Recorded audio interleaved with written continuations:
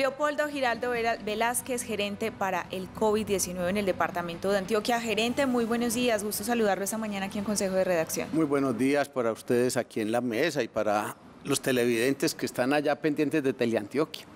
Gracias, gerente, a usted por acompañarnos esta mañana y vamos a hablar específicamente de ese último reporte que nos entrega el Ministerio de Salud en la tarde de este jueves, boletines que se están compartiendo semanalmente y qué nos dicen esos indicadores para Antioquia ante un incremento que se ve en el país. A ver, yo creo que es bueno que los televidentes sepan que veníamos con información diaria y desde mayo venimos con información semanal. Claro. Los cortes se hacen martes y se cierra el informe el jueves. Entonces nosotros en el día de ayer recibimos el informe. ¿Qué nos ha pasado en este último periodo? Yo creo que es bien importante. Lo primero es que veníamos con muy poquitos casos, marzo, abril, y que la segunda semana de junio empezamos a crecer el número de casos y empieza como una dinámica distinta en el COVID. Pasamos de tener un promedio que tuvimos semanal de 70 casos a pasar a tener en una de las semanas un promedio diario de 380. Cerramos la semana anterior, o sea, ayer, el cierre nos da con un promedio diario de 312 casos, que comparado con haber tenido 70 es una cantidad importante. Ahora, positividad, veníamos haciendo cerca de 2.200 pruebas, estamos haciendo menos pruebas todavía, un promedio de 1.400, con un agravante. Las positividades que teníamos era 1.2 por allá en marzo, abril. Hoy cerramos ayer con positividad del 23%. ¿Qué quiere decir eso? Muy en el grueso, que estamos haciendo muy poquitas pruebas y que se las estamos haciendo a los positivos. O sea, tenemos mucho positivo, que posiblemente no le hagamos examen y que no nos demos cuenta que tenemos la epidemia ahí, ¿cierto? Ahora, ¿qué ventaja hay detrás de eso? Que la mortalidad, a pesar de que ha crecido, es mucho menor. Tuvimos este periodo 2-3 casos por semana. En las últimas 3 semanas pasamos de 17 casos, 15 casos, 15 casos. O sea, multiplicamos de una manera alta, podríamos decir, los casos. Que comparado cuando tuvimos 150 es muy poquito, pero que no podemos dejar de estar pendientes de que se disparen las alarmas, de que nos cuidemos. Entonces crecemos en casos, crecemos en positividad, crecemos en fallecidos. La ocupación de camas de cuidados intensivos ha tenido una condición particular y es que nos hemos mantenido entre el 85 y el 90% de ocupación de camas de cuidados intensivos. De esa ocupación tuvimos un periodo muy largo con un promedio de 5 o 6 pacientes diarios positivos en UCI. 5 o 6 es muy poquito. Pasamos a tener hoy un promedio de 20. Sigue siendo muy poquito, pero crece. La alarma es, crece. Tuvimos 1.500. Hoy tener 20, tener 17, que fue el cierre, es muy poquito, pero es seguir insistiendo, estemos atentos. Es importante tener en cuenta que los fallecidos que tenemos en general, de los fallecidos de esta última semana, mayores de 60 años. Eso es bien importante. ¿Por qué? Porque insistimos, vacunémonos, pongámonos el refuerzo. Y hoy en estos picos que tenemos de infección respiratoria, ayer revisábamos la infección respiratoria, el 35% de los pacientes que nos están llegando por infección respiratoria, menores de 5 años. Y el otro 35%, mayores de 60. ¿Eso a qué nos lleva? Que tenemos que estar pendientes de la vacunación de nuestros menores y pendientes de la vacunación de nuestros adultos mayores. ¿Vacunación de qué? Vacunación de COVID y vacunación de influenza. Porque esas son las patologías que al mayor de 60 hoy lo afectan y que lo pueden llevar a una mortalidad, pero también que son las que nos están disparando los picos de demandas en servicios ambulatorios.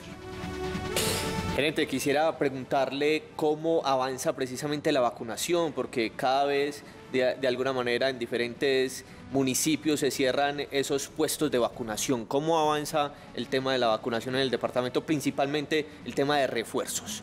A ver, yo creo que es bueno tener en cuenta que tuvimos unos momentos muy importantes en vacunación, que el departamento, en cabeza de nuestro gobernador, jalonaron de una manera muy fuerte el tema y logramos hoy tener primeras dosis el 89.3%.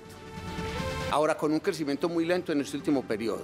Esquemas completos, cerramos ayer con el 76.51, que también es un porcentaje de vacunación alto comparado con los nacionales.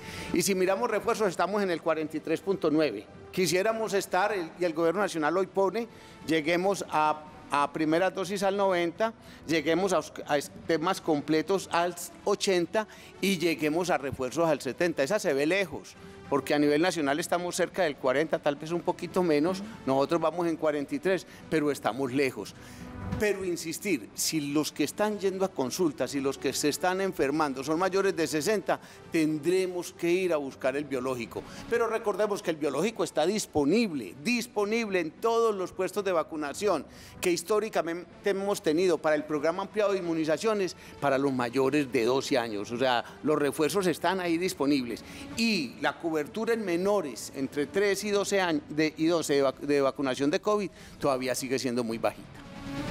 Gerente, precisamente recordemos en qué momento estamos para que alguien se haga la idea de si está con su esquema completo o no, cuántas dosis debe tener cada grupo poblacional y en qué número de refuerzo vamos, por ejemplo, para los mayores de 60. Esa pregunta es como para mí, ve, yo tengo 4 dosis. Es bien importante esto.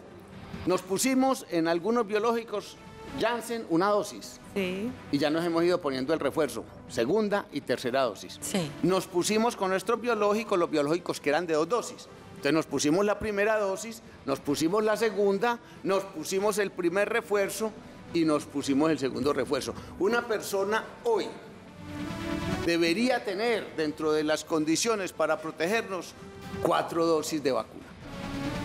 Y los que se pusieron Janssen de primera, siquiera 3. Y los niños, pero insisto con los niños, vacunémoslos, vea, el 35% que van a servicios ambulatorios hoy tienen infecciones respiratorias, que puede ser un COVID, que puede que no le hagan la prueba, entonces que estemos atentos a esa población. Nos preguntan por acá, para los de 45 hacia abajo, ¿cuántos deben de tener? ¿Cuántas dosis? 4 ya. Ya 4, porque ya 4 recuerden también, que veníamos con el refuerzo para mayores de 60, que luego se puso para mayores de 50 y que ya se amplió. Entonces ya esta población, incluyendo Aramburo, es objeto de la 4ª dosis, ¿cierto? Y para nuestro coordinador Juan Carlos también, que estaba en también él estaba preguntando. No se escondan, que la vacuna nos protege, no se escondan. Gerente, frente a todo este pico de infecciones respiratorias agudas, pues se genera esa confusión. ¿Será COVID? ¿No será COVID? ¿Será otra infección respiratoria aguda? Además, porque muchos pues solicitan la prueba, pero no se están haciendo todas las pruebas necesarias. ¿Cuál es la recomendación principal? Ese es un cuello de botella complicado que tenemos. ¿Recuerdan cuando los lineamientos nos dijo, hágale la prueba a los mayores de 60, a los menores de 3, a la población del sector salud y población de riesgo por algunas patologías? Y se nos quedó el esquema metido en la cabeza y no lo cambiamos. Entonces bajamos las pruebas, pero una persona de una edad media que va a un servicio de urgencias, a un servicio hospitalario, el médico posiblemente esté pensando, tiene un cuadro respiratorio, primera. ¿Puede ser COVID? Sí, pero entonces le estamos diciendo al paciente, aíslese, póngase el tapabocas, no vaya a trabajar, pero no siempre le garantizamos las condiciones para no ir. Si claro, yo no le doy una incapacidad, pues él tiene que ir al trabajo. Entonces estamos invitando, hombre, hágase la prueba. O idealmente que el paciente que usted considere clínicamente que puede tener un COVID, hágale la prueba. Bajamos las pruebas, les decía, 2.200 en promedio, estamos bajando a 1.500, cuando tuvimos días de 20.000 pruebas, ¿cierto? Entonces estamos haciendo muy poquita, hacer más pruebas, pero insistir en algunas cosas. Y aquí está la herramienta que el Ministerio la semana pasada volvió a decir, no hemos dejado en ningún momento, ni en la pandemia, ni en este momento que hemos bajado, de decir, use el tapabocas. Si usted está sintomático, póngase el tapabocas. Si usted está en un equipo de trabajo cerrado, póngase el tapabocas. Si usted siente que hay algún compañero suyo que está sintomático y no se lo puso, usted lo pone. Pero esto termina siendo una responsabilidad social muy importante que nos protege de COVID, pero también del contagio de las respiratorias. Entonces, en este pico, en este periodo invernal que se nos disparan estas infecciones, protejámonos. Gerente, yo le quería preguntar precisamente por ese asunto cultural en el que muchas personas ya asumieron que la pandemia se fue y asimismo han bajado la guardia. Ayer me asustaba un poco en el transporte masivo, donde incluso pues, se ha mantenido esa regla de usar el tapabocas, muchas personas como si nada. El asunto cultural, ¿cómo volverlo a retomar? Daniel, yo no me asustaba un poco. Yo estoy viajando en metro y me impresiona que yo me lo pongo, que ya no me lo pidan a la entrada. Antes no me dejaban pasar si no tenía el tapabocas, ya no me lo piden. Pero adicionalmente uno se monta a ese vagón y ese vagón está repleto y mucha gente sin tapabocas. Ahora, ¿qué es que no hay que usarlo? Pensemos que no haya que usarlo, ¿viste? Responsablemente lo debería usar. Y yo creo que esa tarea nos queda a cada uno. ¿Cómo avanzamos culturalmente en protegernos y proteger a los otros? Gerente, usted ahora nos mencionaba que están dispuestos para esa vacunación de los menores de 12 años, los puestos que habitualmente pues, hacen esta labor. Pero, por ejemplo, para mayores de 60 que estén esperando esa vacunación, que ya no tienen al alcance los puestos que antes estaban funcionando, ¿dónde pueden acudir? En todos los puestos de vacunación de la IPS donde a usted lo atienden. O sea, yo tengo una IPS que es de Sura, o yo tengo una IPS que es Metrosalud, o yo tengo una IPS que es mi hospital local, o yo tengo una IPS que es un centro de salud en el municipio donde vacunan, debe estar disponible donde vacunamos históricamente a nuestros niños. Ahí también ya está disponible la vacuna. Y hoy, ayer preguntamos, ¿qué vacuna tenemos disponible? Y hoy podríamos decir, en casi todas partes tenemos Pfizer y tenemos Moderna para refuerzos. Gerente, usted menciona el tema de los niños. ¿Va a existir alguna recomendación o ya existe a las instituciones educativas para que se use nuevamente el tapabocas por parte de los niños, no solo teniendo en cuenta el COVID, sino también el pico de infecciones respiratorias? A ver, siempre hemos insistido en la protección. Lo que pasa es que también hay unos temas mentales complejos, que es la afectación que han tenido nuestros niños por el uso del tapabocas, por el aislamiento, pero es insistir en las instituciones, si tenemos personas sintomáticas, uso del tapabocas, porque no estamos diciendo que no vaya, no, vaya a estudiar, pero ponga el tapabocas y proteja a sus compañeros, excepto que le hayamos hecho un diagnóstico de COVID, que lo debemos aislar. Gerente, quisiera preguntarle por las variantes que están circulando en el país, pero precisamente en el departamento. ¿Cuál está siendo la dominante y cuáles son las características de este COVID que está hoy generando este nuevo pico? A ver, yo creo que desde que empezamos con la primera variante de Omicron por allá en enero, que fue el disparo grande de casos, las variantes han ido creciendo en una condición. La sintomatología es leve, la sintomatología es muy similar a una enfermedad gripal, que todos la hemos sentido, pero tiene una cosa bien importante, es que la severidad ha sido mucho menor. Miren que los fallecidos son mínimos. En enero tuvimos días de 8.000 y fallecidos muy poquitos comparativamente con los históricos. Entonces eso ha sido una ventaja muy importante. Lo primero es que la severidad es menor, pero también estamos más protegidos, ya tenemos la dosis de vacuna, a muchos tenemos la inmunidad adquirida porque nos dio COVID. Entonces eso ha disminuido el riesgo, pero seguir insistiendo en eso. Menor severidad y sintomatología muy general a un cuadro gripal. Permítanme, me involucro aquí en la conversación. Un buen día para todos. Gerente, ¿y qué tan comprometidos están los alcaldes del territorio? Porque vemos algunos, no todos, muchos muy juiciosos, mantienen la recomendación, incluso dan el ejemplo de la utilización de la mascarilla, pero hay otros ya muy relajados, al igual que sus comunidades. ¿Cómo estamos involucrando a esos mandatarios locales para mantener la prevención conscientes de que la pandemia no ha terminado? Felipe, no debiste haber llegado. Ha sido muy complejo porque la presión social en las comunidades al no usar el tapabocas ha sido enorme.